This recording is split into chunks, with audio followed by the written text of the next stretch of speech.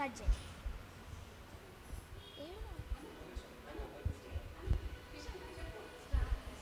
క్రిస్టి start.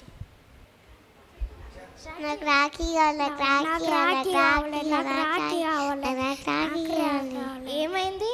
నాకు రాఖీ కావాలి. సరే ఏడుపాపండి, నేను రాఖీ తెస్తా, ఓకేనా?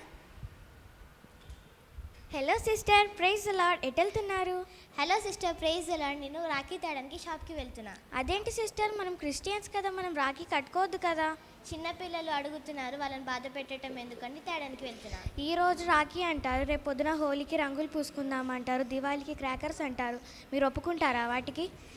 అయ్యో సిస్టర్, నేను ఇంత పెద్ద తప్పు చేస్తున్నాను అనుకోవట్లేదు సిస్టర్. ఏదో నా వల్ల దేవుడికి వ్యతిరేకంగా చిన్నపిల్లల్ని తప్పు చేపిస్తున్నాను. అవును, మనందరం ఇలాగే తప్పులు చేస్తున్నాం. ఇప్పుడు మీకు బైబిల్లో నుంచి ఒక వ్యక్తి గురించి చెప్తాను వినండి. ఆ వ్యక్తి చిన్నతనం నుండి వాళ్ళ అమ్మ దగ్గర వాళ్ళ అమ్మమ్మ దగ్గర పెరుగుతాడు.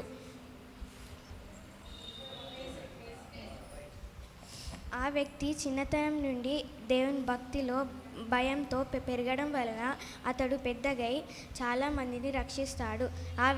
ఆ పర్సన్ ఎవరో మీకు తెలుసా? తిమోతి.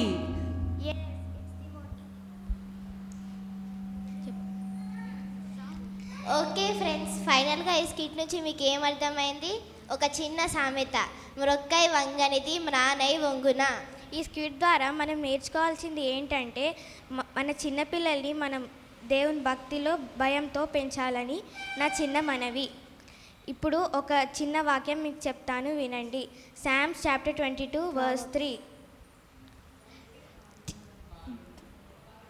బాలుడు నడవాల్సిన త్రోవలో ఇంగ్లీష్లో చెప్పు.